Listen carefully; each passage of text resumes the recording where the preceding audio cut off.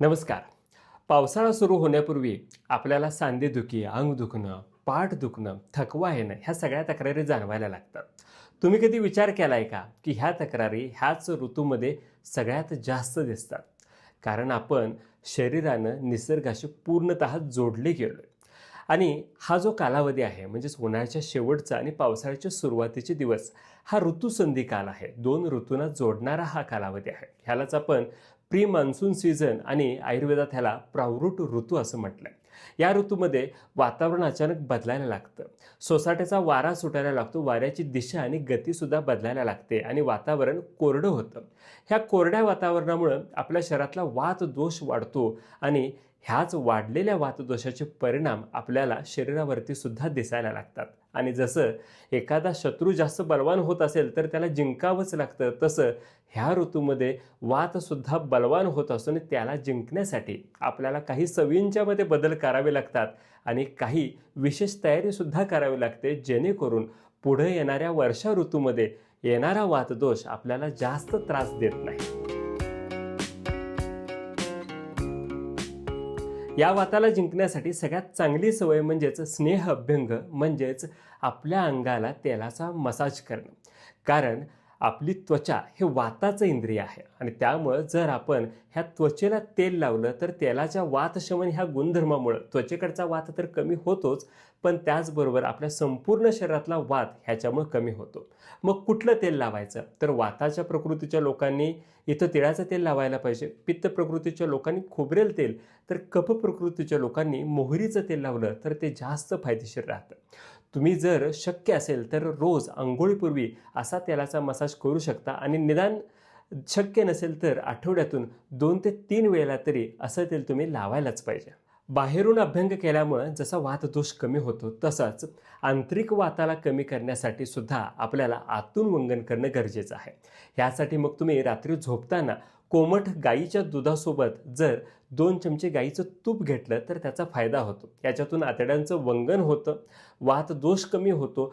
तुपाचा जो शीत गुणधर्म आहे त्यामुळं उष्णतेमुळे वाढलेलं पित्तसुद्धा कमी होतं आणि ॲडिशनली ह्याच्यातून तुम्हाला चांगली झोप लागण्याचा फायदासुद्धा मिळतोच. उन्हाळ्याच्या शेवटी उष्णता एवढी वाढते की त्याच्यामुळं आपल्या शरीरातला पित्त दोषसुद्धा वाढतो.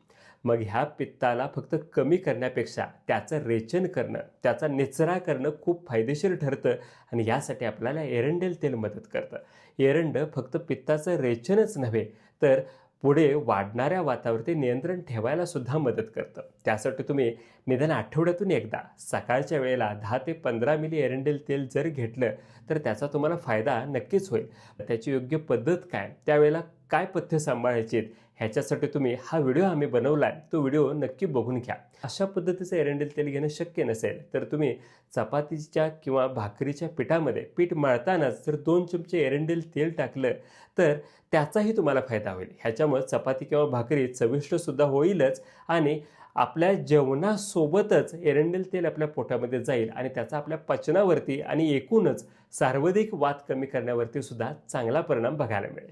आयुर्वेद आपल्या आयुष्याशी इतका जोडला गेला आहे की त्याच्यातल्या काही आरोग्यदायी गोष्टी परंपरा म्हणून आपल्या आयुष्यामध्ये समाविष्ट झाले. त्यातलीच एक परंपरा म्हणजे मृग नक्षत्राच्या वेळेला जून महिन्याच्या सुरुवातीच्या आठवड्यामध्ये शेवग्याच्या पानांची भाजी करून खाणं. आता इथं शेवग्याचीच निवड का केले तर मुळातच वात वाढणारा हा ऋतू आहे आणि शेवगा वात कमी करतो, सांध्यांना ताकद देतो आणि आपलं पचनसुद्धा चांगलं ठेवतो आणि त्यामुळं परंपरा म्हणून ह्या शेवग्याचा जरी समावेश केलेला असला तरीसुद्धा आपण आपल्या शरीरातला वात कमी करण्यासाठी ह्या प्रावृट ऋतूमध्ये वर्षा ऋतू सुरू होताना वारंवार अशी शेवग्याच्या पानांची भाजी खाली. फक्त एकच दिवस परंपरा न ठेवता आरोग्यदायी असा त्याचा उपयोग केला तर आपल्याला त्याचा फायदा नक्कीच होईल. या ऋतूमध्ये वात दोष वाढतो आणि ह्या वाताला जर कमी करायचं असेल तर त्याच्या मुळावरती घाव घालणं गरजेचं आहे आणि त्यासाठीच बस्ती हा अतिशय उपयुक्त मार्ग आहे. बस्ती हे एक पंचकर्म जे फक्त वातासाठी केलं जातं आणि जर तुम्ही बस्ती करणार असाल तर त्याच्यासाठी वर्षातला सगळ्यात योग्य ऋतू, योग्य कालावधी म्हणजेच हा प्री मान्सून पिरियड, प्रावृट ऋतू. फक्त ह्या ऋतूमध्ये हे पंचकर्म करत असताना तुम्ही घरच्या घरी किंवा स्वतःहून बस्ती घेऊ शकत नाही. त्याच्यासाठी तज्ज्ञांचं योग्य मार्गदर्शनाखाली जर तुम्ही बस्ती क्रम घेतला तर त्याचा तुम्हाला नक्कीच फायदा होईल आणि वर्षभरामध्ये परत वात वाढू नये म्हणून सुद्धा तुम्हाला ह्या बस्तीचा उपयोग होईल. या ऋतूत नुकताच उन्हाळा येऊन गेल्यामुळं आपण खूप थकलेलो असतो आणि आयुर्वेद असं सांगतं की या ऋतूमध्ये शरीर थकल्यामुळं आपण अर्धशक्ती व्यायाम म्हणजेच खूप कमी व्यायाम करायला पाहिजे. मग तुम्ही व्यायाम कमी करण्याचा ऑप्शन निवडू शकता किंवा योगाकडे शिफ्ट होण्याचा सुद्धा निर्णय घेऊ शकता. या ऋतूमध्ये जर तुम्ही योगाभ्यास केला त्याच्यामध्ये विशेषतः अनुलोम विलोम, सेतुबंधासन, पवनमुक्तासन, भुजंगासन, शलभासन, शवासन ही जर आसनं केली तर ही वातासाठी अगदी गोल्ड स्टँडर्ड आसनं आहेत. ह्याच्यामुळे वातसुद्धा कमी होतो, शरीर लवचिक व्हायला लागतं आणि ह्या ऋतूमध्ये उष्णता असते, ढग पण येत असतात, आपण थकलेलो असतो आणि त्यामुळं मन अस्वस्थ असतं. ह्या अस्वस्थ मनावरती फुंकर घालायला प्राणायाम आणि योगासारखा दुसरा मार्ग नाही. मित्रांनो, प्रावृट ऋतू हा फक्त ऋतू बदलाचा कालावधी नसून येणाऱ्या वातासाठी आपण कशी तयारी करायला पाहिजे ह्याची निसर्गाने दिलेली ही एक सूचना आहे आणि त्या वाताला जर जिंकायचं असेल तर आपण वरती सांगितलेल्या गोष्टी स्वतःला लावून घेतल्या पाहिजेत. जर ह्या सवयी तुम्ही लावून घेतल्या तर नक्कीच पुढे येणाऱ्या वातावरती तुमच्या सवयी भारी पडतील.